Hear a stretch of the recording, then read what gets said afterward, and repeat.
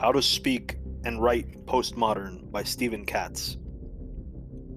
The postmodern era has given the world some really good ideas and some really bad writing.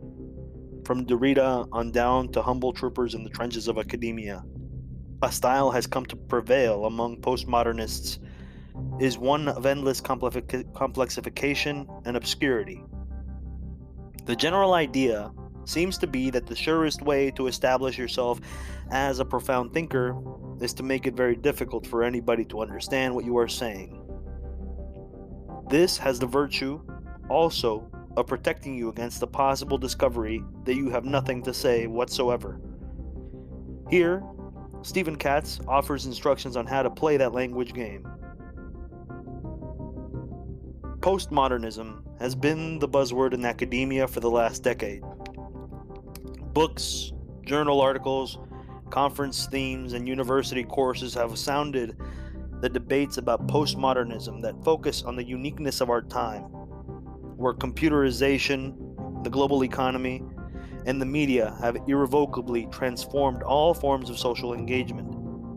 As a professor of sociology who teaches about culture, I include myself in this environment.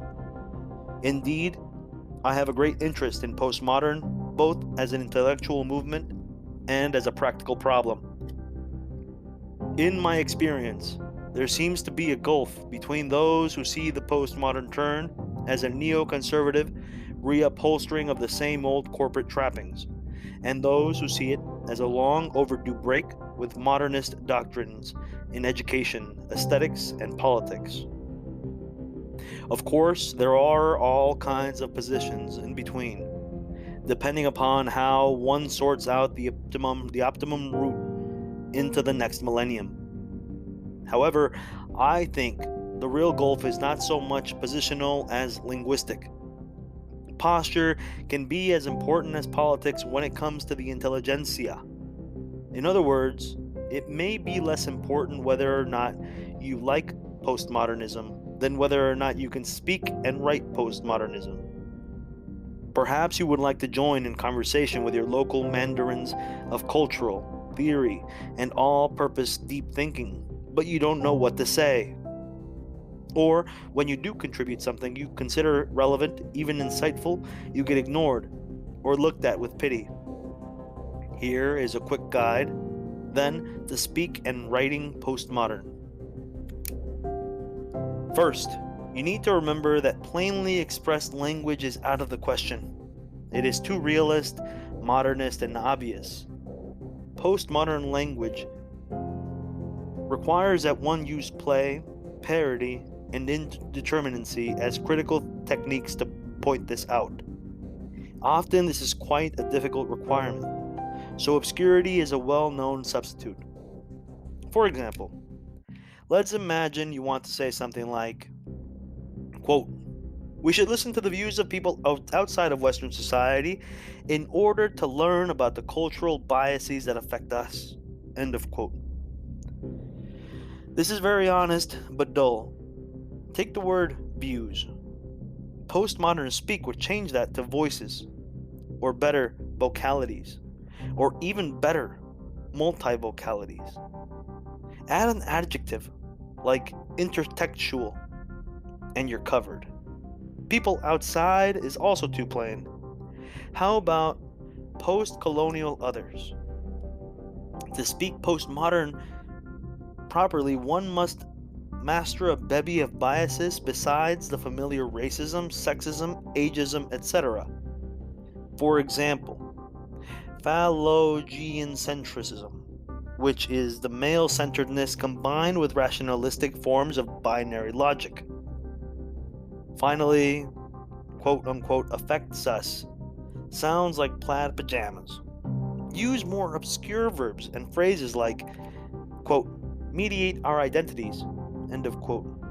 So the final statement should say, quote, "We should listen to the intertextual multivocalities of post-colonial others outside of Western culture in order to learn about the phallogeocentric biases that mediate our identities." End of quote. Now you're talking postmodern. Sometimes You might be in a hurry and won't have the time to muster even the minimum number of postmodern synonyms and neologisms needed to avoid public disgrace. Remember, saying the word thing is acceptable if you say it in the right way. This brings me to a second important strategy in speaking postmodern, which is to use as many suffixes, prefixes, hyphens, slash, underlinings, and anything else your computer, an absolute must to write postmodern, can dish out. You could make a quick reference chart to avoid time delays. Make 3 columns. In column A, put your prefixes: post, hyper, pre, d, dis, re, ex, ultra, and counter.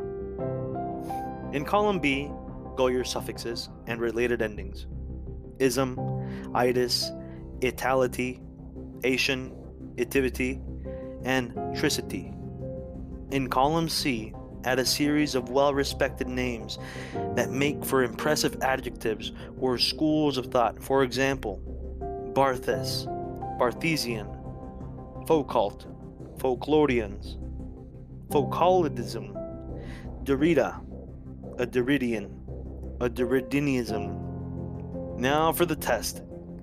You want to say or write something like, contemporary buildings are alienating. This is a good thought, but of course as a non-starter. You wouldn't even get offered a second round of crackers and cheese at a conference reception with such a line. In fact, after saying this, you might get asked to stay and clean up the crackers and cheese after the reception. Go to your 3 columns. First, the prefix. Pre is useful and is post. Or several prefixes at once is terrific. Rather than contemporary buildings, be creative.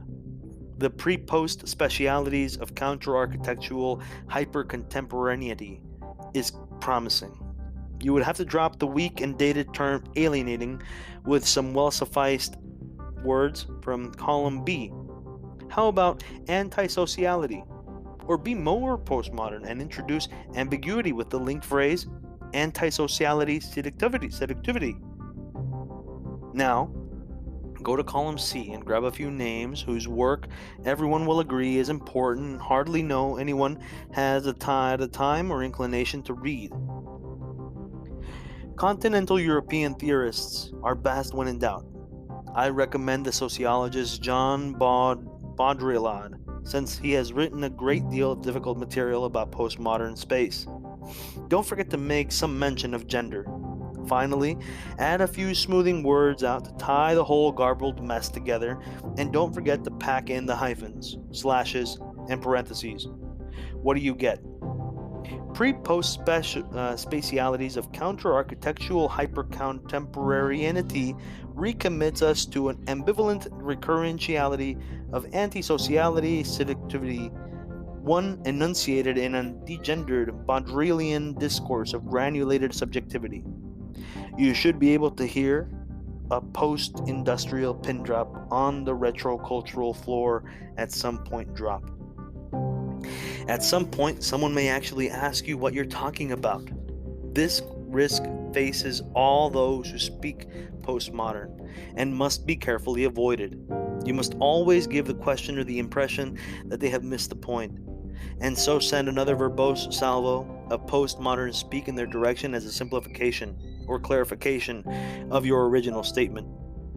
If that doesn't work, you might be left with a terribly modernist thought. I don't know. Don't worry, just say. The insatiability of your question leaves me with several contradictorily layered responses whose interconnectivity cannot express the logocentristic coherency you seek. I can only say that reality is more uneven and its misrepresentations more untrustworthy than we have the time here to explore. Any more questions? No? Then pass the cheese and crackers.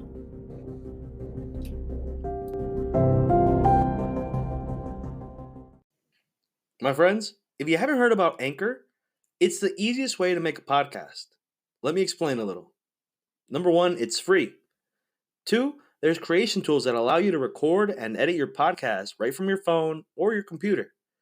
Anchor will then distribute your podcast for you, so it can be heard on Spotify, Apple Podcasts, and many, many more. You can make money from your podcast with no minimum listenership.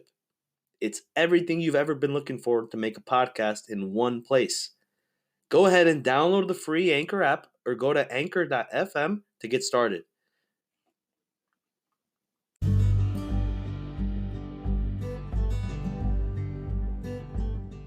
Have you welcomed the new bundle of joy? Many first-time life insurance purchases are the result of becoming a new parent or grandparent, or from having more children and grandchildren. Our team can help you find the most appropriate solution for your family members so that they are financially protected. Our online quoting tool can help you obtain the coverage that you need at competitive rates. Best of all, there's no cost and no obligation. New parents, aged 32 and 33, use the quoting tool to purchase a $750,000 10-year term life insurance policy with an optional child rider for less than $46 a month. Prepare for the future and contact us today for more information to learn if you can qualify. Wouldn't you like to know